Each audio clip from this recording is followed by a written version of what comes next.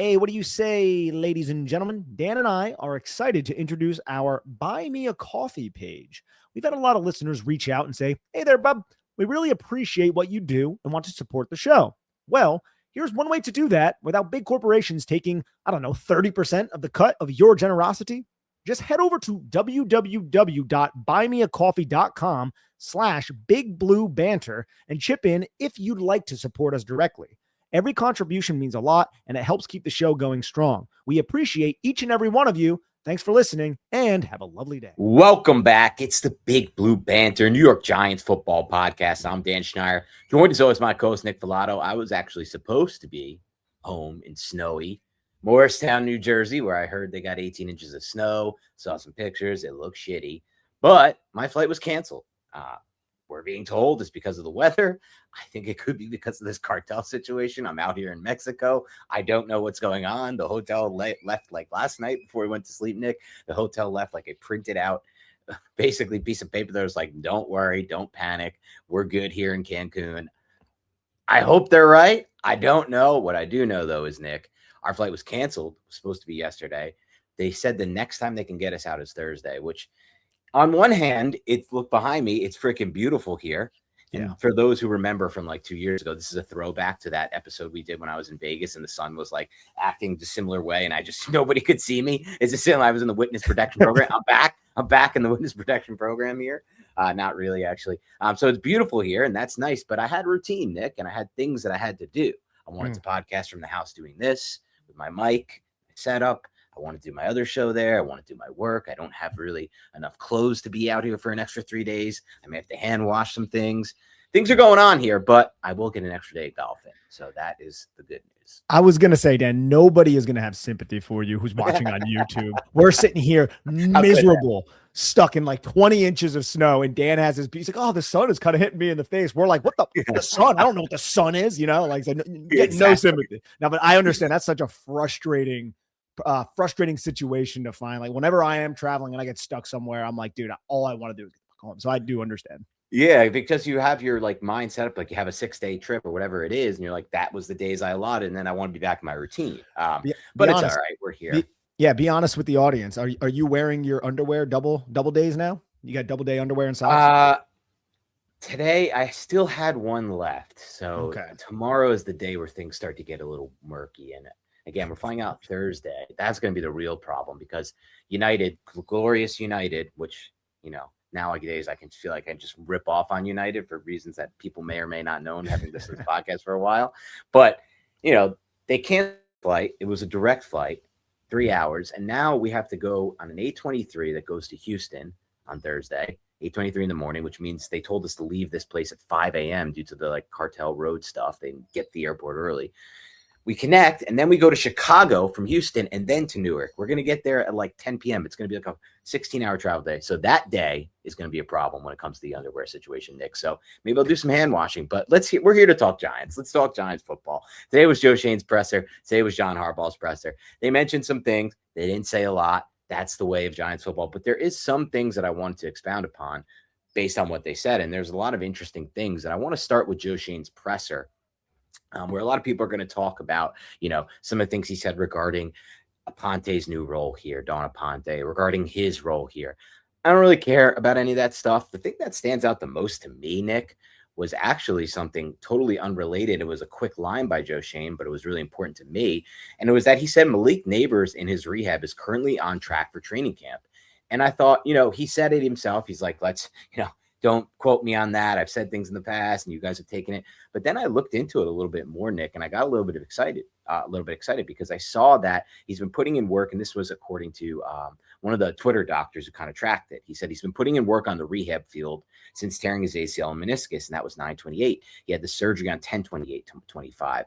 And now he's working. And I didn't know this, Nick. I'm not sure if you did. And I'm wasn't in a loop on this with legendary rehab specialist, Dr. Reef, who's the same doc that got Stefon Diggs ready, not only for week 1, but Diggs was ready through the whole season, played through the whole season, no issues. And Diggs had a really speedy recovery. So I thought that was really good news to see the fact that, look, he's back, he's working, and he's working with this guy who really did a great job with Stefon Diggs, getting him back on the field. Absolutely. I mean, look, we still have a lot of time to get to seeing Malik Nabers back on the football field, but this news is better than the alternative, right? Whether it be like, hey, we don't know, we're taking it day by day. We've heard that whole rigmarole in the past. This is much more optimistic, even though Joe Schoen threw some cold water on it just to cover his ass, because in the past he has, alluded to, he should be ready. And then there was a setback, but we see pictures of Malik Nabers out there training. And look, as of right now, it seems like this is a good thing. I just want this player to be available at that time. There was another question thrown at Joe Schoen about, actually, I think this is what prompted him to talk about Malik Nabers. Will the Giants go out and add a receiver because of Cam Scatterbo and Malik Nabers? And look, I think the Giants need to add more skill position players at specifically wide receiver, tight end too, especially if Daniel Bellinger is not brought back, and possibly running back, but that's completely independent from Cam Scatterbo and Malik Nabers and their injuries. And Joe Schoen said as much as well. Like, we are interested in adding good football players, but Malik Nabers and Cam Scatterbo, as of right now, they seem like they are on track. We'll have to wait and see. Hopefully, I'm knocking on wood that remains the case. And that's going to be a big topic of conversation for you and I, Nick, for the next look. It's February 24th right now. What do we got? 2 months. For the next 2 months, it's going to be a debate because we have limited resources, right? We have not a lot of cap space, though that to me means nothing. They can easily create cap space based on the fact that I had a conversation with Sal today on Twitter about this conversation. The reasons Giants are in great cap position are: one, they have an insane amount of cap space in 2027. Two, they have an insane amount of cap space in 2028. Three, they're one of the only teams in the NFL that haven't used void years yet. If they do any of that, if they use any of their 2027 money for now, any of their 2028 money for now, or the void years, any of it, the Giants can do whatever the hell they want. And that's the whole point with the cap. It's a fluid number. You can't just be like, in 2026, the Giants have 14 million and oh no, all these free agents, because that's not how it works. The cap went up over 50% from 2022 to 2026, from 200 million to 300 million. And that's going to continue to go up with the TV deal. So I think what Joe Schoen is saying is, look, another offseason where we can't really do the Ravens way yet, which is play the comp pick formula. We got to add some players so we don't have to go into the draft. But the point I'm going to say with you is a bait I know you and I are going to have for the next 2 months. What do we do with our resources? Because it's fun to have Carnell Tate. It's fun to have receivers, man. But look, you win football games on the line and in the trenches, and we're not ready yet in the trenches on really either sides of the ball. Yeah, both Joe Schoen and John Harbaugh spoke specifically about the trenches and more so about the run defense. And I just got to say, every time John Harbaugh talks now, because I was listening to this in the car, I wasn't watching the video. I thought I was listening to President Joe Biden, like shout out to Heffy. I was like, we got to stop the run, Jack. Like seriously, like they were talking about getting tough in the trenches. It does sound a lot like Biden. He sounds a ton like Biden. And again, shout out to Heffy, who had a tweet go viral with that observation. But yeah, I mean, there's going to be an emphasis on stopping the run, and there's going to be an emphasis on running the football. So like, I look at that fifth pick, man. Like, I don't think there's a chance the Giants go receiver there as of right now. Now, again, free agency hasn't happened yet, but my, I think that is much more, that pick is going to be used on either right tackle, depending on what happens with Jermaine Eluemunor, or one of the 3 OSU defenders. Now, it could be maybe one of the Miami. I don't really know. Right. And again, it could be Carnell. Who knows? But I'm looking at it more so like I think the Giants understand that they want to either add a difference-making defensive player that can allow them to get very creative for Denard Wilson, somebody who might not be a trench player, but will allow you to do certain things defensively that will alleviate the burden of the defensive line while also replenishing the defensive line through free agency and later on in the draft, but also just focusing on keeping that offensive line strong for Jackson Dart. And there are some top right tackles in this draft class. Spencer Fano from Utah, Francis Mauoga, I think is how you say it, from Miami. Those guys are specific right tackles. So we'll learn a lot here in a few weeks when free agency happens to see exactly what the Giants do with the right tackle position and Jermaine Eluemunor. But there's a new offensive line coach in town, and like Eluemunor, and it doesn't mean they're not going to bring Eluemunor back, but Eluemunor, one of the reasons why he was here was because of Carmen Barcillo, and that's just something we should keep in mind. We know Harbaugh wants to run the football. Also, tight end is another position I'm really going to hone in on. This draft is loaded with tight ends too, and loaded with day 3 tight ends. Giants drafted a day 3 tight end. Bellinger and Manhertz are both free agents. Don't know what their future holds. So I'm interested overall with what the New York Giants are going to do. But yeah, man, this is an exciting time of the year. I love this it's right before the combine or right with the combine. You learn so much information at the combine, and then it bleeds right into free agency. And that's like the perfect escalation right up to the NFL draft, because it kind of paves the way of what the Giants' immediate needs are, especially since this is an all too common phenomenon. The Giants have a top 5 pick once again. Yeah. And look, it's possible they go with Carnell Tate or Mekhi Lemon, I guess, at 5, or potentially Jordan Tyson and his extensive injury history, which scares me, to be honest, at 5. But reality is, like, Harbaugh was with the Ravens for a long time, Nick. And the way he built that team out, it really wasn't until the end that he started to use first-round picks at the wide receiver position with Zay Flowers and Rashad Bateman.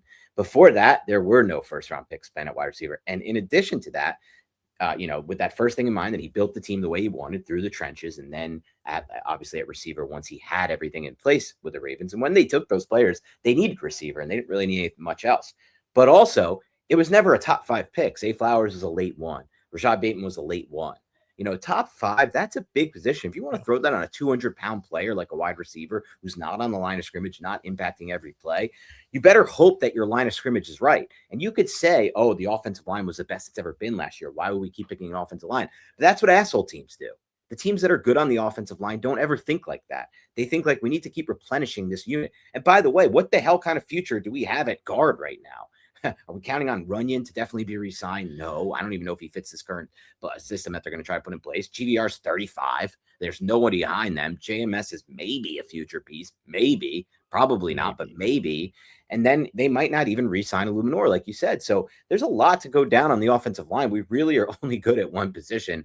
I would hate to then say, all right, well, we get these fun guys like a Tate or a Lemon, and then what the hell? All we have is a second-round pick left to stare us in the barrel for the trenches. Like, that's a really big risk right there. That is, and it takes 2 to tango to trade down. But I mean, Shane mentioned it in the press conference as well. But if there is somebody willing to trade up, I'm sure the Giants might trade down if they did have wide receiver in mind, depending on their feel for what the other teams in that area need and what they want to invest in. But I just look at it from like, look, you bring in Greg Roman, you have John Harbaugh, they want to get more physical, bigger at the point of attack, those like Daniel Failele type of offensive linemen. Mm-hmm. And I'm not saying that that the offensive linemen in this draft are specifically that, but I could see them being like, let's get another bookend tackle and just have 2 tackles that can really run block, and Andrew Thomas and whoever they end up adding, and just have that foundation for Dart on his rookie contract. But it's a great point that you make, man. There's only one day 2 pick, and those day 2 picks, I know the Giants have swung and missed on plenty of these day 2 picks over the last 10, 15 years, but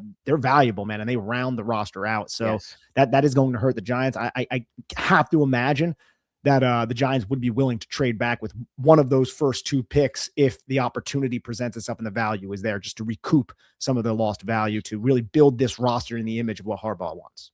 And that's one thing you can give Joe Schoen credit for. I mean, there's not a lot on his resume that you can give him credit for. To me, I think he's underrated in the sense that, or just if I'm looking for something that he deserves credit on that he's never really gotten on, it's his evaluation of the running back position. Both Scadaboo and Tracy were phenomenal picks and phenomenal evaluations that he doesn't get a lot of credit for. But another thing is how he operated the trade market, the Brian Burns trade, trading back. I mean, I love the process. I don't really love where it landed them on the Wan'Dale Robinson trade back, but I like the process. I mean, taking Robinson that early is questionable, but it is what it is. He was productive in the role. And I thought that's where the really interesting thing comes in mind, because look, everybody wants to trade back from 5, you, me, everybody will do it. Right. But who the hell really wants to trade up for 5? If you're not trading up for a quarterback, you're almost never trading up for a player in a class. Sometimes like a Julio Jones was traded up for, but there's no Julio in this class. Julio Jones at the moment was, wow, this guy's unbelievable next level receiver prospect. I hate to say it, but Tate, Lemon, these guys aren't unbelievable next level receiver prospects. I don't even think they're on the level of a Nabers type, to be quite frank. So who's trading up? Like would somebody trade up for a Caleb Downs? Doubtful, but I guess like then you're starting to think like, I think if you're going to trade up, it's either going to be for quarterback, an unreal wide receiver prospect, or an unreal trench player, an edge, a tackle, something like that. But there's not really any of that in this class either. So I think it's unlikely, but second round, that's where they could really trade back. They've done it before with the Wan'Dale Robinson draft, man. And I think Shane is good at navigating. And I think we will be if you had to ask me right now, Nick, I think there's at least a 50% chance the Giants trade back in round 2, get another day 2 pick, and we still like the player we get with our second round pick. Guys, quick story. Last year, I realized I was doing that classic thing where you only go to the doctor if something is actively on fire. And honestly, No more emergencies. It's 2026. We're done waiting until night sweats turn into all-day sweats. Walking it off for 6 months doesn't work, or your fingers go numb while texting, "I'm fine." If something feels off, it's time to get it checked out. And look, more than the gym matters, working out is great, but real health also means consistent annual checkups, getting weird stuff looked at, and taking care of your mental health. That's where ZocDoc comes in. Remember, that doctor's appointment you were supposed to make, the dentist cleaning, the overdue annual checkup, or the dermatologist visit you keep putting off, ZocDoc makes it stupidly easy. It's a free app and website where you can find in-network doctors, compare reviews, see real availability, and book instantly, sometimes even same day. I use this, and you should too. Stop putting off these doctor appointments and go to ZocDoc.com/banter to find and instantly book a top-rated doctor today. That's ZocDoc.com/banter. Zulu, Oscar, Charlie, Delta, Oscar, Charlie.com/banter. Dan and I are excited to talk about the Big Blue Banter group chat we've got going on with Chat BCC, the group chat platform where you can interact with fans and hosts of your favorite podcasts. We've been using Chat BCC to talk to our listeners about the hottest topics in football and just to kind of shoot the breeze about whatever's on our mind. Every day, one of us is in that chat giving our thoughts and hearing from listeners on their takes on what's going on in football, what's going on with the New York Giants. It's a lot of fun. If you want to come crash our group chat, it's as easy as sending a text. Head to BigBlueBanter.chat in any URL, enter your number, and start chatting with us and the Big Blue Banter faithful. I 100% advocate for Omaha Steaks because Omaha Steaks actually sent me multiple boxes of their delicious product. They took care of me. And look, in this industry, some advertisers don't do that.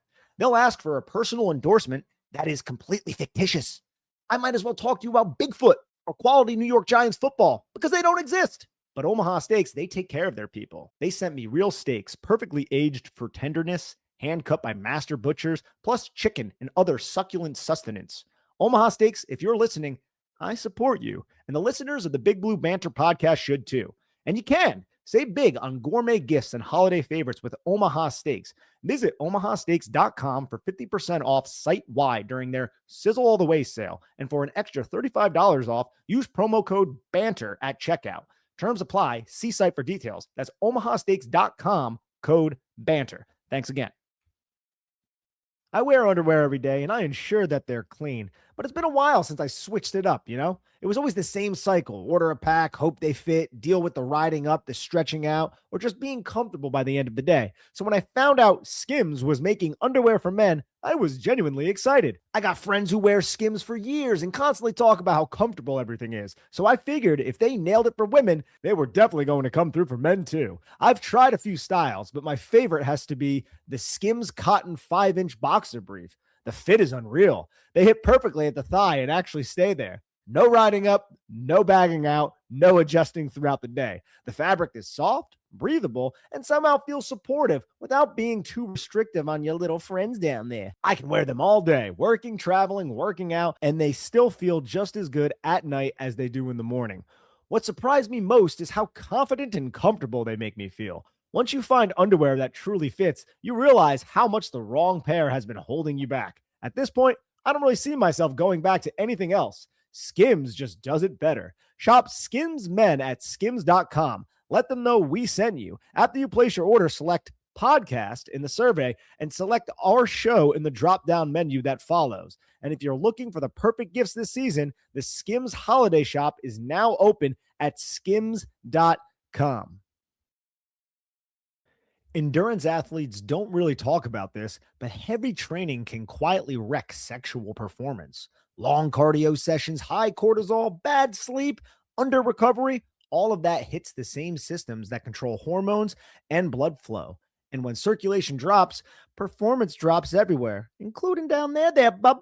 Most guys reach for stimulants or prescriptions, but that's a blunt downstream fix. That's where Joy Mode comes in. Nitric oxide is the master switch for blood flow, endurance, and long-term vascular health. Joy Mode supports nitric oxide production with real doses of citrulline and arginine nitrate, not token amounts, so your body improves circulation naturally. And it works! 83% of men noticed a boost in sexual performance, and 73% felt positive effects even without prior ED issues. You tear one open, mix it with water like an electrolyte packet, and you're good. Take it 45 minutes to a few hours before you do the deed, or use it daily to raise your baseline, just like training adaptations. If you want to support sexual performance the same way you support training and recovery, go to tryjoymode.com/banter or use code BANTER for 20% off at checkout. Joy Mode, the pre-workout for blood flow.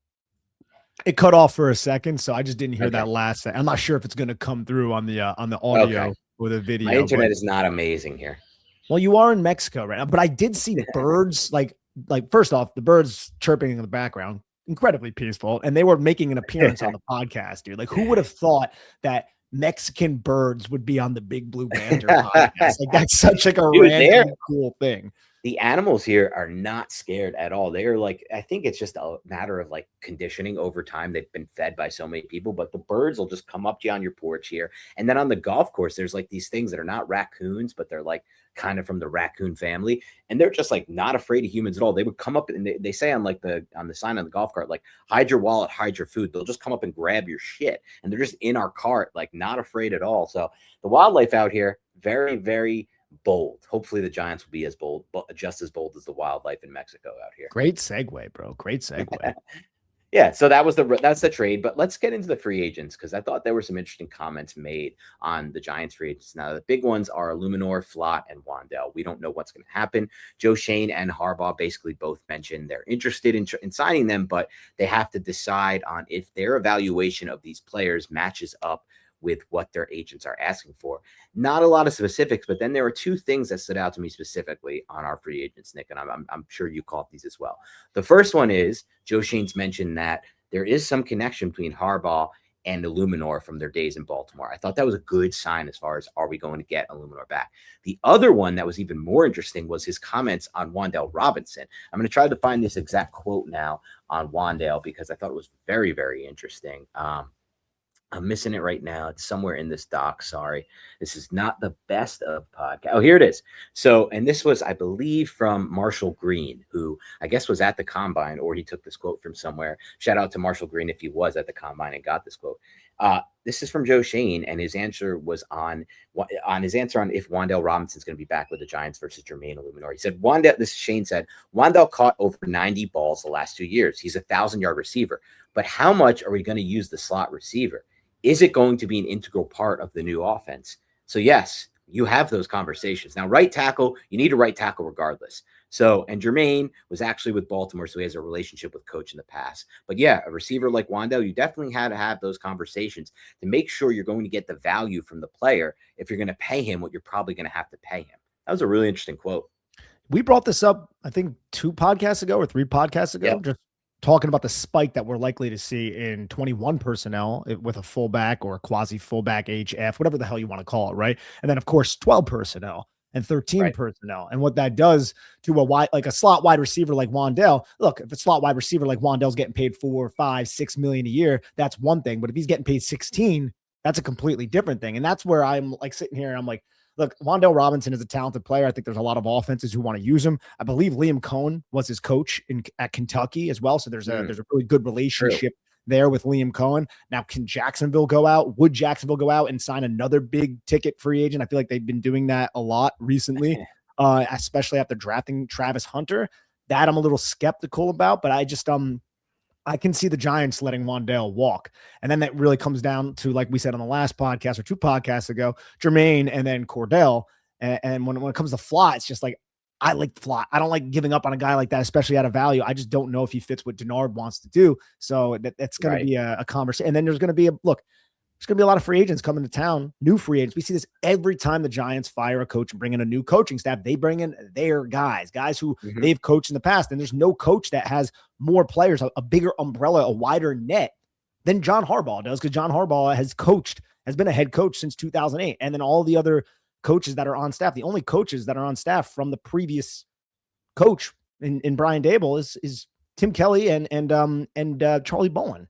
So this is a completely different staff, and they're going to probably want to bring in new guys.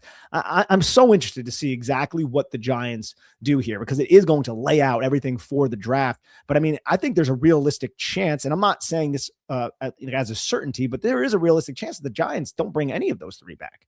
It really depends on the market, right? I think Flott has the cheapest market out of the three. It really just comes down to fit. And then the other two, they both of those guys could get paid, and the Giants might just be like, look, we wanted to pay him this much. I think we're overpaying. Wan'Dale, I don't know if he's going to actually be able to live up to that contract with the offense that we're going to run, as much as we respect him. And then Jermaine, if a team just wants to add a competent veteran, I could see him getting a little bit more than what the Giants are willing to pay as well. Yeah, it's on all fronts. It's interesting. I thought it was very revealing from Shane. That's like the most he's ever revealed, to even go into that kind of depth when it comes to like, are we going to use the slot like we used him? Because that's what we talked about. Like, he was big in Daboll's system. Is he going to be big in this system? And if not, dude, then you can't even really entertain signing someone like that, because the wide receiver market dictates just the way that people are paid. You look at the Gabe Davis contract from a couple of years ago, some of these other ones. That's $18 million a year you're allocating in cap space that could be going to two trench players, one big trench player. I mean, that's what Linderbaum. Like, if it's between Linderbaum and Wan'Dale, who's going to make a bigger impact on your offense? A dominant center or a slot guy who's 5'8" with no catch radius? And he's a great player on tape, Wan'Dale. Don't get me wrong. We have no playmakers, and he's explosive, and he's got a rapport with Dart. All these things are good, Nick. Don't get me wrong.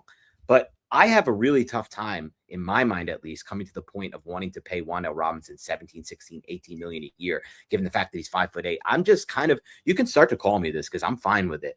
I'm becoming a sizeist when it comes to building my NFL rosters out. I really am, dude. I don't want to go crazy investing in skill players because they're small and they don't have the line of scrimmage. Amazing. Yeah, I mean, football's a game of size and speed. I don't want all these little guys. No, I feel that. I think the league, called them height supremacists.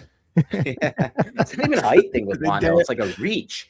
Yeah, it's a reach issue. Like, I was going back on some tape. Some of these plays that could have been made were because Wan'Dale wasn't big enough. And I give him credit because he maximizes the absolute FUCK. And that's for all the fans of our show who listen with their kids. Hopefully your kids can't spell and are not ready for that yet. But he maximizes his limited catch radius because he makes plays on and he doesn't drop a lot of passes. He's an awesome player on film, but it's just not like it's a cap issue for me. And I know I'm the guy who says the cap doesn't matter, but it matters to some extent.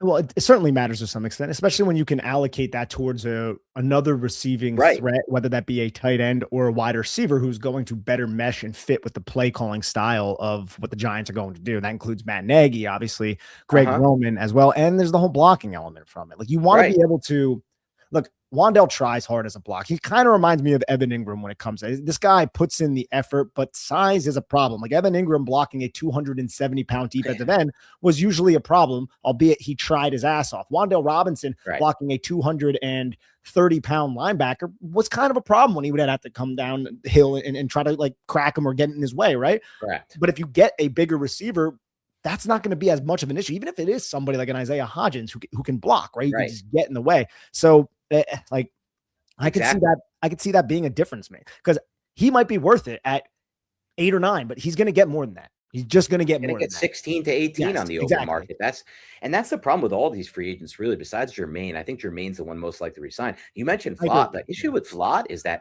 there's not a lot of good corners on the market. I was looking at the market, dude. So Flott may actually get a bigger deal. Like, some team may come in and be like, I like Flott's tape. He took a huge step forward. He was drafted young. He's still young. He's developing. For my system, he could be a great fit as an off coverage, off ball corner.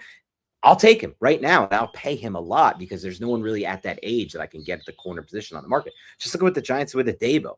Daboll was, a pretty good free agent, but he was overpaid by the Giants to an extent, right? Because out of necessity. And the same thing could easily happen with Flott. That's the corner position for you. There's a lot of teams that need him. You got to defend these receivers, and a lot of these guys you draft end up sucking in the first couple of years. So you need to come up with a new solution right on the spot. Flott could be that guy. Wan'Dale, just the receiver position just gets overpaid at free agency. So that's just the matter of the market. Jermaine may be the one where they're like, he's 30. He doesn't really run block that well. And the Giants can work their way back to signing him for cheaper than he even thinks he's going to get. Yeah, one of the reasons why I'm very receptive to bringing back Jermaine Eluemunor is if he doesn't work at right tackle, you can move him inside to guard. He's going to be like, that's why one of the big reasons why the Giants, like when the Giants signed him, we weren't like, good, this guy can just take over for Evan Neal. We were like, hey, he could play next to Evan Neal and maybe he'll help out Evan Neal a little bit. And then we were like, nah, Evan Neal, complete lost cause at this point. Jermaine, you're going to play left tackle because Andrew Thomas isn't out. Oh, he's back. go play right tackle. And he's just like, bet. And he went and he did it all competently. And that's one of the reasons why I'm like, dude, if you can get this guy for, what is his projected contract at this point? Like 12 or something, a little bit less. I think it's like 9. No, but like projected by Spotrac. And I think it will be more than that as well. I think he's looking more like at 16 to 18, maybe. That's maybe on the higher. That's maybe on the higher. It really depends, dude. Because remember, there've been like, I'm trying to look at the trends around the NFL, and I don't have the numbers in front of me, but there have been tackles who are relatively unknown who have signed with competitive teams for a lot of money. And like every free agency is like, wow, this guy, Jalen Moore, I think was one. They got paid this. And we look at it and we're like, I think that could be Jermaine Eluemunor this year, where people who aren't in the Giants milieu, who aren't around the Giants, will be like, wow, Jermaine Eluemunor made that. Whoa, what has he been doing? Right. But like, we're like, I get it. Right. If you're really desperate for offensive line play and a versatile, a sure offensive lineman who's like never injured and who just goes out there. And look, every fan base who has followed Jermaine, every team that Jermaine Eluemunor has been on, the fan base has loved him, right? Like he's a good person to have around your team. So I don't know the team off the top of my head, but I can see a competitive team with a weaker offensive line want to go and invest in a player like that who is only 30 years old. Right. Yeah, and that could be another problem for the Giants. I mean, all their free agents could be in demand. I just think based on age, the first two will be even in more demand, Wan'Dale and Flott, which I think works out for the Giants to me, because if I wanted one of these guys back, it's Jermaine. Because even if you bring Jermaine back, you can do two things. Like you said, you could potentially kick him into guard, or if you really love Fano or Mayoaga, the two offensive tackles that are atop the board, you can have them start at guard. That happens a lot, right? Now you have them at guard. Or you can do what I want, who I think is the best offensive lineman in this class. I don't think I want him at 5, though. I don't really care. I mean, I'd rather trade back and get him. But you get Ione from Penn State. I just think it's going to be, when we look back in 10 years, there's going to be one guy who's an all-pro every year. It's not going to be Moaga. It's not going to be Fano. It's going to be this guy, just from what I've seen so far. Still a long way to go. I just love, just watching, I watched 10 minutes of somebody did an unreal cut up, which is basically his whole season, including his game against Indiana, a game against Ohio State, which was really my favorite, because it's like, wow, you're facing up against McDonald every play. Like, this is the best defensive tackle, if not the second best defensive tackle in college football. It's either him or Lee Hunter. So there are guys to get, and there are ways to go about it if they re-sign Eluemunor. But that's for the Giants on the free agency front from their guys, Nick. But I think there's going to be a lot of interesting discussions the Giants have with free agents outside of the Giants organization. I'll start with this one. The Ravens GM DaCosta said, "We made a market-setting offer to Tyler Linderbaum. That means they are made him an offer to be the highest paid center in the NFL. And he has not signed that yet, Nick." What does that tell you? That tells you that Tyler Linderbaum's agent, and this is something I think Brugler or Jeremiah mentioned 2 days ago, for they're like, what we're hearing at the combine is about 19 teams are offering Tyler Linderbaum a market-setting center contract. So a few things to talk about on that front. The Giants being one of them, by the way. They're supposedly and reportedly in on Tyler Linderbaum. Maybe they have maybe they have an edge on it, given the fact that Harbaugh was his former head coach. Now, let me tell you a few things on that. One, I've heard from, I think somebody reported this, either Jeremiah or Brugler, that Linderbaum's agent is kind of weird, and he doesn't take his negotiating strategy is to kind of ghost teams and then come. Neil Conrich is his name. Yeah. That's his strategy. I've never heard of that strategy. It's very interesting. Just ghost teams and then, we'll come back to you.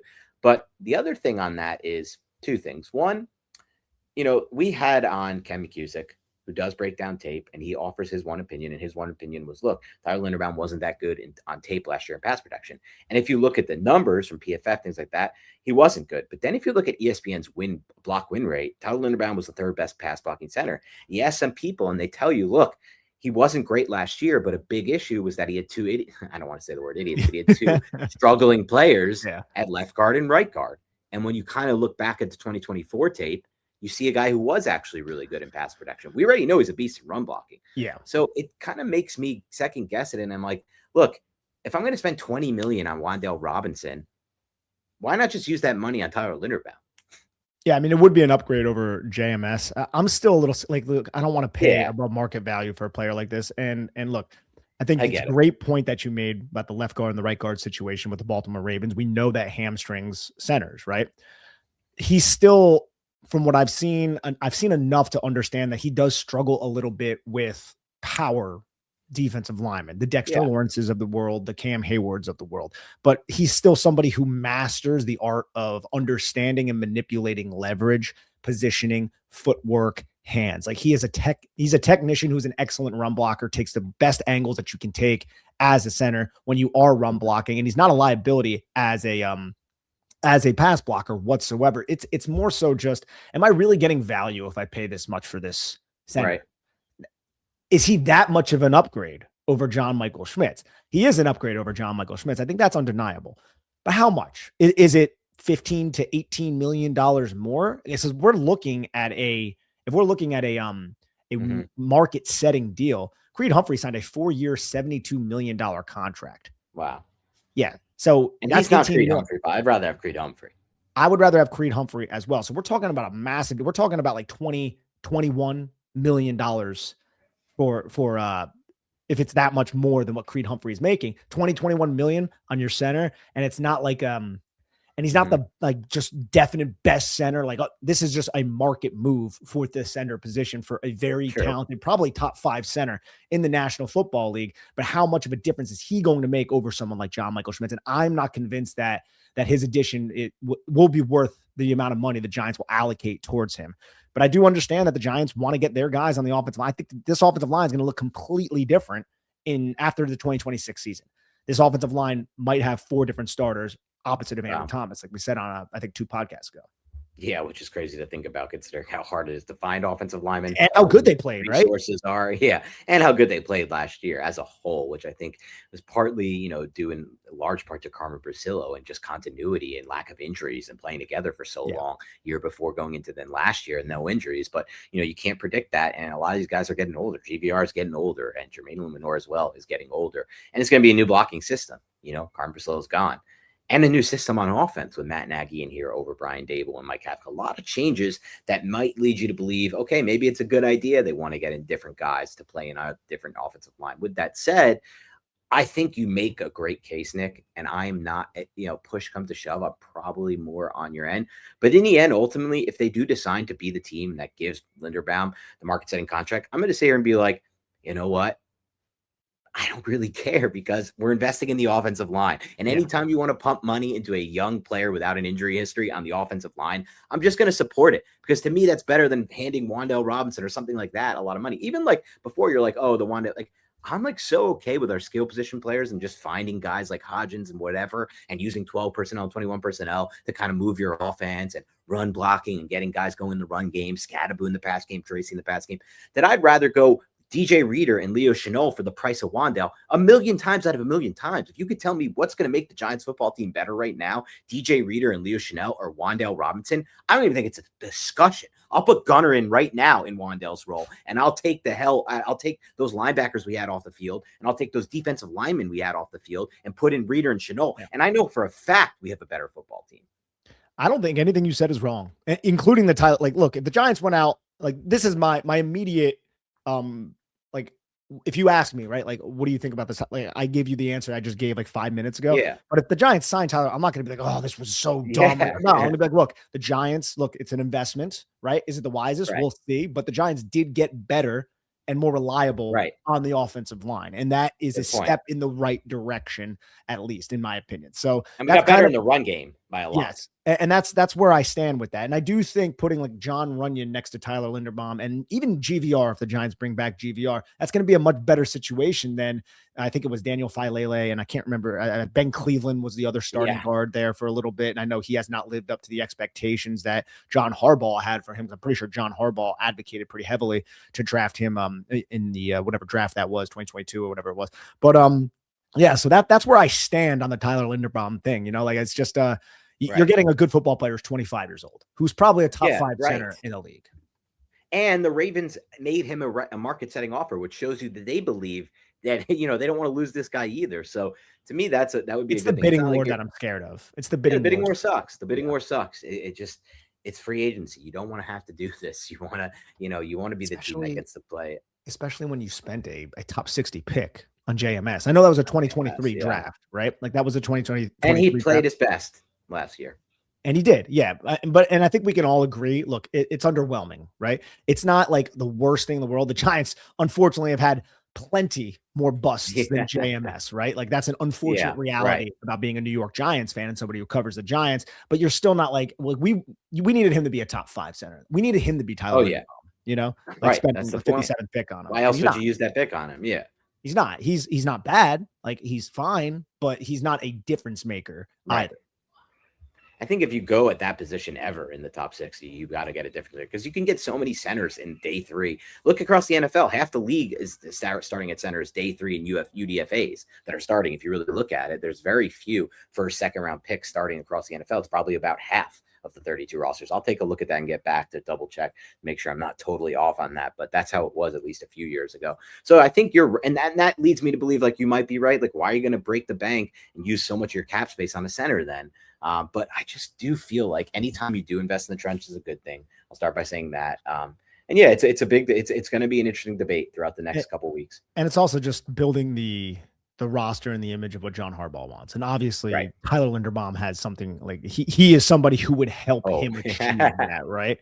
And it will help you keep your run game diverse. It will allow you to do a lot of different things on the ground, which is Greg Roman's specialty, right? That's what Greg Roman's going to instill in Matt Nagy's offense. There's so many like moving parts to this coaching staff, right? With that said, though, Nick, like, and this is, there's still other stuff to get to, so we can wrap up on this here because I want to touch on other things. But like, with that said, you can't really probably expect them to re-sign Linderbaum and Eluemunor, or if they are able to, that's probably it. And then that takes us into the next point, which is what Schoen and Harbaugh said, which is, yeah, we got to stop the run. I've been hearing that, Nick, I've been hearing that since 2018 when Dave Gettleman got in here. And yet for the last 3 seasons, Giants have been one of the worst teams in the NFL and stop the run. So it's all good and well to hear them say, yeah, it's not even, we got to stop the run. We want to hear it, Nick, but guess what? You have limited resources. If you go out and sign Linderbaum and Eluemunor, you're not going to have the money to sign a DJ Reader. You're not going to have money to sign a Leo Chanel. You're not going to be able to stop the run because you only have 2 picks on day 1 and 2. You don't have a 3rd round pick right now. And you're probably not going to use that 1st round pick. You might on anyone to stop the run. Now you might get Sonny Styles. And you could argue that Reese can help you stop the run as well as Downs. So I don't want to say you can't, but as far as the interior defensive line goes, if you sign Linderbaum, I don't think you're going to get anyone to help you on the interior defensive line in free agency. So that's where another problem arises for me. How are they going to stop the run? They say they want to do it, Nick. How are they going to do it? I mean, they need to add defensive linemen, right? Because like Raheem Nunez-Roches was a rotational player for the Giants. He's a free agent this year. And like the Giants have been relying on so many of these like DJ Davidsons and these Jordan Riley. Like for a while, even the Giants sucked at stopping the run when they had Leonard Williams and Dalvin Tomlinson in-house, right? Because their linebackers weren't necessarily up to speed. Now, I don't think they were as bad, but since the Giants have traded Leonard Williams and they let A'Shawn Robinson walk out the door, the Giants have been abysmal at stopping the run. Right. And it's to the point, Dan, where they just get bitched, right? It was to the point where if 97 wasn't out there, it was like, just run the football. They can't stop it. And the Giants could not stop. You need to add a physical defensive lineman, right? And have Darius Alexander be the penetrating 3 technique when more of a pass rushing type. Not saying he can't stop the run, but more of a rotational, maybe run defender. That spine of the defense must be strengthened. That has to happen. And if it's not through free agency, you need to invest in the draft. And now you're dealing with a young rookie, though, just like you did with Darius Alexander. Yeah. We were kind of complaining about Darius Alexander when like week 8 was rolling around, and then he started making an impact. So there are plenty of holes to be replenished. And look, the Giants could opt for free agency. When you do those big investments, you go out and you sign Devin Lloyd, you go out and you sign Tyler Linderbaum, one of those guys, or you could do a lot of the smaller investments, 1 to 2 year contracts for role players to really just help strengthen the foundation of the defense next to Dexter Lawrence. I mean, Harbaugh raved about Dexter Lawrence, right? It's kind of hard not to, right? Talking about how athletic he is and how big and how strong and all of that, and how he's not just a cornerstone, but he's the middle stone of the defense. That's true, but you need more around him, man. You can't just rely on Dexter Lawrence's greatness, especially after coming off of a down year, to anchor that defense. There needs to be depth. Like, that's the number one thing. And the Giants have swung and missed on way too many day 3 picks in the Joe Schoen era. All of that must be rectified. You want to play an odd front? Good. He's the middle stone. He's your nose, whatever. I want DJ Reader as one of my defensive ends in that front, because I think that's going to lead to really good things in a run game. He's 30 years old. He's on the free agent market. He's not going to cost a lot of money. Calais Campbell's another option. He's not going to cost a lot of money. And these are the guys that could really help you in some ways. Like, dude, honestly, like, you could argue that I know one will be $12 million more a year, Wan'Dale Robinson, and he's 15 years younger, which is hilarious to say out loud. But I would argue that, honestly, right now, if you had to ask me, Nick, if we could go into next season, all things aside, you either put Calais Campbell on the defensive line or DJ Davidson or whatever, one of those guys, or you put Wan'Dale Robinson or Gunnar Olszewski on our slot receiver role, I think we're better with Campbell. I swear to God, I think that's how football works. I look at the Seattle Seahawks, and I've said this before in the past, and I'll say it again. You watch the tape of that team, and you talk to people who watch the tape of that team, everybody gives the credit to Eluemunor and Devin Witherspoon. No, they won because they stopped the run with 4 guys on their line of scrimmage, and they were able to rush the passer most of the time with 4 guys until the Super Bowl where they mix things up and they blitz a little bit more often. But the reality is you win in the line of scrimmage. And right now, the Giants don't have a clear path to improving on the line of scrimmage. They need to get serious about that ASAP. And that pretty much has to be done, like you said, in free agency. Because, yeah, I love Lee Hunter. I love Caden McDonald. Maybe they'll be available for the Giants in round 2. Probably not. And then they're probably not going to take a guy in round 1 on the defensive line. And then it's still a rookie, like you said, who could have rookie, a little bit of a slow start, like we saw with Darius Alexander. So they got to get serious about this defensive line ASAP, man. And that probably has to be done in free agency or trade. Yeah, man, I agree. And if we're talking about if we're talking about like 4 eyes, right? And that's what we are talking about. We'll have in those like 2 4 guys like John Franklin Myers is some guy who like he has pass rushing upside. Like that's more so what he is.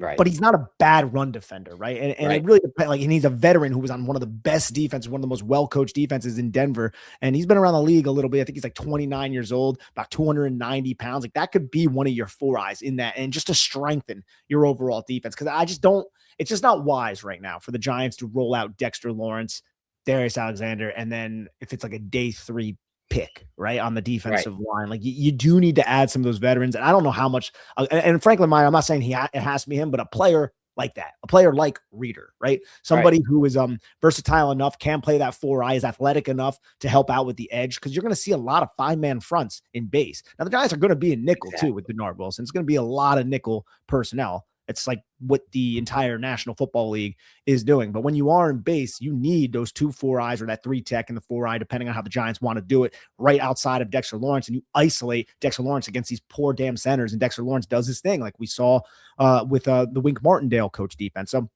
overall, man, like that those are the names I'm looking at, right? Like one of those, like 290, 305 pounds. Yes. 4 eyes who can just hold the point of attack and is not going to be uprooted. Because you brought up an excellent point about Mike McDonald and the Seattle Seahawks. Like they drafted Byron Murphy, they traded for Leonard Williams, and it was like, boom, we already had our edge rush. I think they got Hall around that time too. But then you have Boye Mafe too. And there was just a bunch of people who played together as a unit, and the linebackers were instinctive to fill. And the Giants still need to locate that too. That's kind of like how behind the 8 ball we are. Like I think Okereke is fine, but the limitations with his range were glaring last year. And you don't have anybody next to him that you can trust, because we can't put Darius Muasau in that. So the front 7 desperately needs to be invested in. And I don't know and this is where it gets interesting, can the Giants afford to go into the draft without a major investment into that front 7? Because then at that point, Joe Shane's like, well, I kind of got to get desperate and really focus in on the defensive line and linebackers. I don't want to be in that position. I want to be BPA by the time we get to the draft. Exactly. And then by doing, if that's the case, then Linderbaum's probably out of the picture, right? Because you need to use that money on different players. The other interesting thing, though, I want to get your take on is, he made the point, and I'm glad he did, that Dexter Lawrence is the middle stone of this defense. So that completely, at least in my mind, Nick, qualms all concerns I had about these trade rumors with Dexter Lawrence, his guaranteed contract, no more guarantees his contract. The Giants will re-sign Dex this offseason, and what I hope they do is backload the hell out of that contract so they can forget cap space, because I don't give a fuck about future. Him and Andrew Thomas. Yeah, exactly. Both of them. At the minimum, and Brian Burns. I want all 3. I don't care. The cap's just going to keep going up. Who cares? Anyway, so I hope that's a good sign. But then Kayvon Thibodeaux, he was asked about Kayvon Thibodeaux, Joe Shane. He's like, he's here now, basically. You never have too many pass rushers, but we'll see. It was a very odd answer. And the fact of the matter is, from what I've heard on Thibodeaux, it's like part of the reason the Giants want to trade him is because they would free up 12, 13 million in cap space by trading him. Now, I think it's a horrific time to try to trade Kayvon Thibodeaux after he ended the season injured. He really hasn't, you're trading him at the absolute low. We just think of stocks and buying and selling stocks. You never really want to buy high and sell low. We're selling low with this. We're probably going to get a mid-round pick at best. Maybe we get a 3rd-round pick. But the reality is, you could look at it another way and say, if we do get a 3rd-round pick, we just talked all this podcast about how we need a 3rd-round pick, Nick. So we then get the 3rd-round pick, we get the $12.75 million back in cap space, and we spend that on Chanel and Reeder or something like that, and we improve our team in another way. So it's an interesting thought. Yeah, I mean, he's the edge 3 on this team with Burns and Abdul Carter, and the Giants could free up, I think, about $15 million in cap space. So this is and dude, the quote, according to Charlotte Carroll, shout out Charlotte, said, "Right now, Kayvon's going to be with us," Joe Schoen said. "He played well. He's going into his 5th year, and he's motivated. And you can't have enough pass rushers. You really can't. Expect big things out of him next year with that rotation." Now, that second part, like, that sounds like, oh, man, he'll be here. But it does, like, the way he said it, it can be perceived like, yeah, he's with us right now. You know, he's here right now. But who knows, man? I think a lot of this is 2 to tango. I hope the I hope teams don't lowball the Giants because they understand the Giants need that 14, and then they just get like a late 3rd or something like that for Kayvon Thibodeaux. But that might be like the reality of the situation. I don't know what his trade market is coming off of his 2nd year of you can say an injury plagued season where he performed well, but you're trading this asset at probably its lowest for somebody who is as young as Kayvon Thibodeaux, as talented as Kayvon Thibodeaux, and was a top 5 pick entering his 5th year option. Exactly. And I just hate that process of I just hate the idea of trading low on any asset, but I understand it. If that's the route they're going to take, Nick, I'm more open to it than I was, because although I do think he can help this football team, and I love the idea of a rotation on the defense and never having enough pass rushers, if we're aggressive with it and we use that cap space to get Shenault and Reader or something like that, and then we get a mid-round pick that we want, well, now we're cooking. Because I'll tell you this, I look at this draft class and I've done a lot of studying. I'm more into it than I've ever been at this time, because I've had a lot of time on vacation. I've just, I'll say this, Nick, I've learned a lot about myself on this vacation. I'm just not a big fan of like chilling at the beach or pool anymore. I'm like, my ADHD brain needs activities. I need to play tennis. I've been playing a lot of tennis here, but that's only like an hour or 2. Golf is 4 hours of greatness, but like, I don't love to just like sit at a pool or beach. Some people love this. I don't love this, but like, it has given me time to read about the draft at least, and watch cut-ups of the draft, because there's nothing really else to do. I love the virgin behavior, dude. I'm next go on a beach with my family. Ooh, wow. Who's coming out? Who is his day 3 pick the Giants are going to get? Exactly. Exactly. That's essentially it. Yeah, there's no doubt about it. But what I've learned. By the way, I wanted to say one thing. You look, and again, your camera quality is shit and your light sucks, but you look tan, bro. You look good. I was just going to say that the reality situation is there's been a lot of debate about this in the past and podcast, but there's no denying it. At this point in time, I am tanner than you. There's no denying it, dude. I just spent 6 days in the sun. You've been in the cold ass winter and not getting no sun whatsoever. Dan, your Italian skin is great. You got Sicilian blood. I love it. I appreciate it. I don't got much. I just got 25% Greek. The rest is fucking Polish and bullshit up there. But right now, at this moment in time, the obvious truth is what it is. I don't think so, Dan. My base is brown, dude. It's a very. You know what, dude? I'm just gonna have to come visit you when I get back. And yes, we'll go to the deli that we like. What is it? Sal, Chris, and Charlie's. We'll get the bomb sandwich. There's better stuff out there. Rosario's sandwiches are better. Sal, Chris, and Charlie's is great. Respect to them. It's more of like a staple of Astoria kind of thing. It's a staple of Astoria, and it's like if you want a lot of food for a little bit of money, it's that kind of thing. But like I like the bomb is great. It's like the sandwich of this size, but it's a lot of like bullshit cold cuts, like ham and shit. I don't really like. I want like a chicken cutlet sandwich with prosciutto, like good stuff like that. That's where you go to Rosario's. You get that. You get the Rosario's quality over. Create's got a good one too, man. Create is a new place. It was right by where you used to live in Astoria. Yeah, they got some heavy hitters there too. Interesting. I never heard of that. It wasn't around when I lived there, but there's places I'd rather go if I head back to the story, and we will go, by the way. With that said, back to the Giants. I had a point. I'm trying to remember. Talk about Kayvon. It wasn't on Kayvon. I'm trying to remember this. Oh, it was Harbaugh talking about what's going to come, and Harbaugh said this about hiring Denard Wilson. He said, his time with his time with me in Baltimore was important. I wanted to stay in the system, Harbaugh said. He said, it's a system we built over a long time. That's the system we're going to be continuing to run. So I think that was a big priority when it came to hiring Wilson. I agree. And it makes sense. Continuity in and of itself, but it also goes back to the point we made about Flott. It's just like, oh man, like, I just don't know. And I'm trying to think, like, look, they drafted Nate Wiggins, right? Nate Wiggins out of Clemson in the first round, I believe. Now, Nate Wiggins is a similar. He's a little longer than Flott, right? And this is what makes me be like, maybe if it is like, $8 million for Flott, they could afford it, right? Because like he was somebody who wasn't really all that big. He's really kind of frail looking and skinny, but he plays physical. And I think Flott plays physical, but I don't think he's overly effective when you press. Whereas Nate, he's a little smaller and slender, but he's feisty up there at the line of scrimmage, right? I think like Flott is going to give you all he has. And that's what I really love about Flott. But I do think there's a little bit of a difference between those two players, but maybe the mindset of drafting a guy like Nate Wiggins in the first round, maybe they could be like, look, I get that Flott maybe isn't the archetype of what we're looking for, but at $9 million, he's way too good to allow to walk out the door with the progression. That would be me, like looking at it from a glass half full perspective. If the Giants are of the mind to bring a Cor'Dale Flott back to the Giants at a discount, and that is, we talked about trading Kayvon at the lowest. I think bringing Flott back right now, that's buying into something that you believe in, a development arc that you believe in, that was proven over this last season of consistent play. Yeah, I think that's a good point. And I think the hope, at least for me, Nick, is that it mimics the situation of Darius Slayton last year in free agency, which is you let him test the market. He comes back to you. There's really not many great offers, and he just resigns. Now, that didn't work out for the Giants with Slayton. Obviously, we kind of regret that one.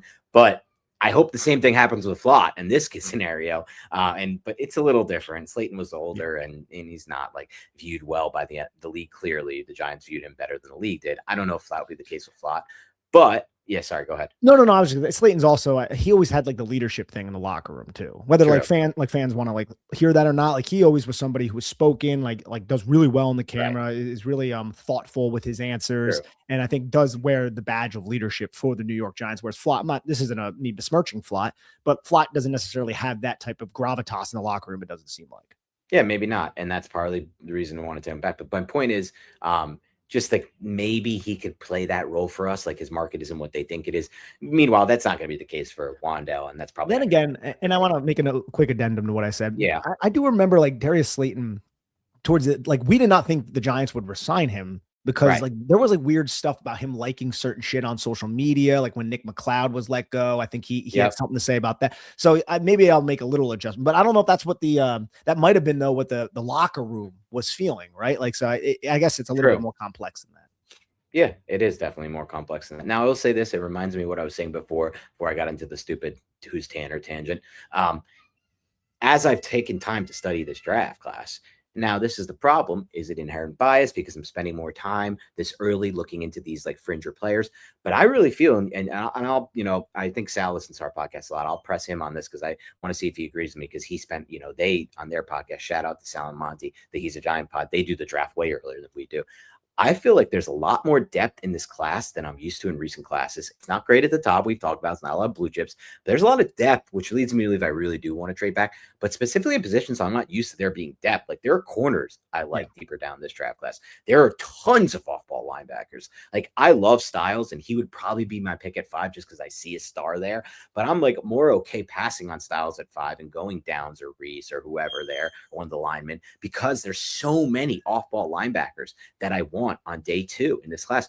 Some who may even fall to day 3, like Trotter, I think could fall to the fringe of day 2, day 3 range. And I'd be love to put him on our defense right now. I think his instincts are unbelievable. And I love the way he plays the game, but he's not even like, it's probably not even going to finish top 5 in off-ball linebacker rankings because there's so many great off-ball backers. Corners deep, tight end is deep. You mentioned it before. We're going to be a team that wants to run 12. We could get a tight end on day 3 that we're going to like, and that can make an impact right away for our offense. And there's different types of tight ends too, man. Yes. You have some freak athletes who are probably going to squeak into like maybe late day 1, early day 2. Yeah. But then you also got those physical blockers too. It's a deep tight end class. And I think the Giants will look deep to at tight end, corner, off-ball linebacker.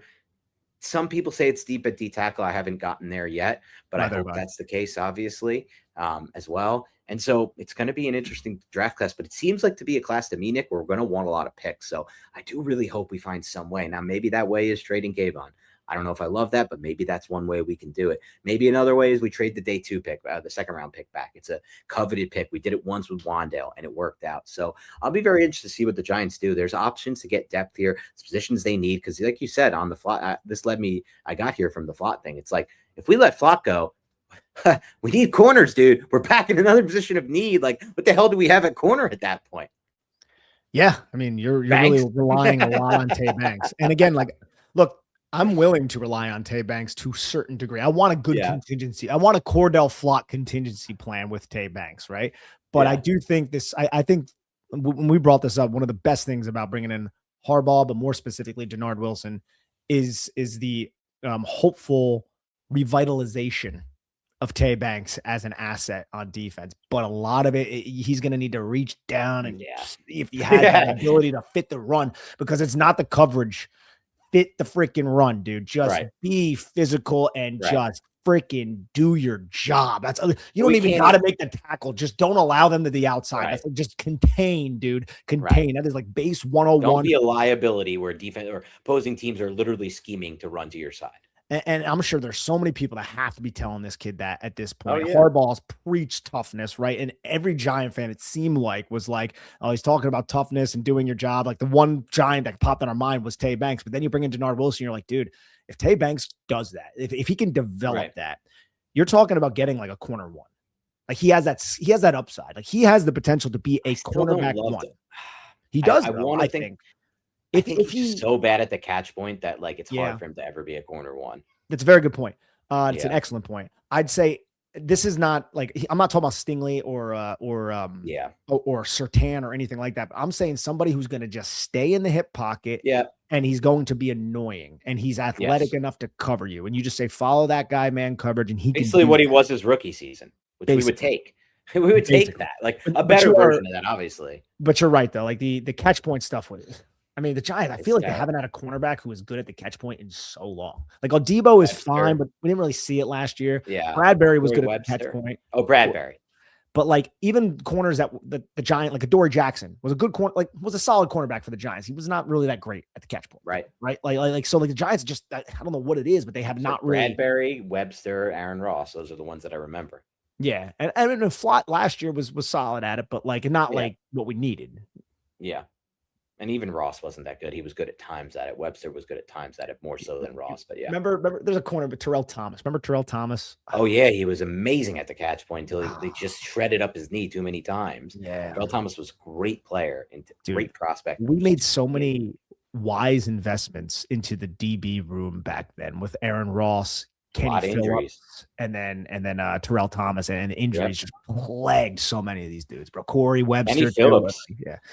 Phillips would have been like an potential all-pro, like Giants Ring of Honor if he never got injured. Chad Jones, like, I mean, like, that's Chad Jones we never saw play, but No, I know, but like at LSU, now I loved him too. No, I liked him too at LSU. Yeah. He was a thump, dude, man. He could run down, he could just level you, bro. So it's just, and then we started getting in the Darian Thompson. That was another guy we got drafted at Boise State who was a ball hawk, and it just didn't really work out though. It wasn't really an injury. I really hope Newbin doesn't become the next Darian Thompson. That's just sad. That's the case. It's not looking great. No, we got to have hope with Newbin. I mean, this investment was just the thing I like about Newbin, when you compare him to Darian Thompson, to go back in the time machine a little bit, is Newbin's look. It didn't manifest from depth last year, but when you put him closer to the line of scrimmage, like Newbin's got like a physical nature to him. Yes. Whereas Darian, I don't want to like sit here and say he didn't, but Newbin's a little bit different when it comes to. I'm near the line of scrimmage. The angle is short. I'm instinctive enough to read where the hole is going to be, and then I'm there. But if you do that at depth with a weak defensive line and linebackers who are confused, he's just not athletic enough to overcome that. I'll say this. I've never seen a safety on the Giants worse at coming down from depth to make a tackle and taking the right angle than Darian Thompson. I don't think I'll ever see it. Specifically the Betra years. The Betra years with Darian Thompson were some of the most devastating times to watch safety play.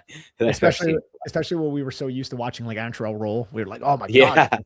Like we just took for granted that like, oh yeah, we just safeties. They're just physical. And they can play the pass too. Single high, you can do anything. And then he was gone. And we're like, wait, what's I feel like it was kind of like the weirdest thing in time. Like remember the Giants during the playoff season in 2022, they signed Landon Collins and he made like a huge play against the Colts. And it's just like back to like, oh, nobody wants Landon Collins. He's just a free agent. I feel like Landon Collins would like, it's like one of the weirdest stories in the NFL. He kind of proved he could still play and then just like went back to just never being signed by the Giants and no workout, nothing. That's a great point. What happened to Landon Collins after that little stint with us in 2022? I don't think he ever played again in the NFL. He didn't. And it's so odd though. Has he officially? No, he's still like he hasn't officially retired or anything either. But he hasn't played since 2022 because he went to watch. He dealt with all those injuries, and then he came back and he was nice in 2022. Now it was a limited role sometimes, but it was fine. Exactly. It was fine would be the word that I would use. We could have used that at any point in these last few years in some limited role. Like he's only 32 years old. Yeah. I mean, he's older now. But at that time he was in his late 20s, 29. It's just an odd development. But anyway, we're going off the tracks here. The sun's about to set here. It's not even 7 p.m. It's about to be 7 p.m. It's the beauty of being out here near the equator, man. These late sunsets are just unreal. Just such a good different. Well, it's later for the sun to rise, which is weird because like I'm on vacation time, Nick, so I have nothing like at night going on. I feel like a normal human being on this vacation, Nick. I've been going to sleep at like 10 and waking up at like 6:45, and it's awesome. And I feel like I have my whole day. It's great. I go to the gym out here and around here and then eat breakfast with my family. But I was gonna say your arms look nice, man. Yeah, I'm having a nice day. I've been lifting every day out here. Yeah, doing a good job out here. Now we should have said that because now we have the weirdos in the comments like, Jared's pushing up his biceps for the show. I hate that comment more than any other comment that we get on this show. But you know what, Nick? It's been a great time talking football with you. I'm very glad we did this despite the bad internet connection, despite not having my right mic, and despite not having my background. This background's better. This background's better than the I got to adjust it because the Giants suck to a 4-12 or 4-13 or whatever. This is a much better. I like the brick wall background you have. That's very rustic. It's very New York City-esque. But this the beautiful nature landscape, I think that's a welcomed background, especially because we can't see your face either. I'm just there. You go. That it makes it much better. All right. Anyway, excited to talk more ball with you. I'll hopefully be back Thursday night late. See what happens there. We got to do a free agent preview. That's something to be on the lookout for. Got a lot to do. All right. Have a great rest of your week, everybody else, and we'll talk to you soon.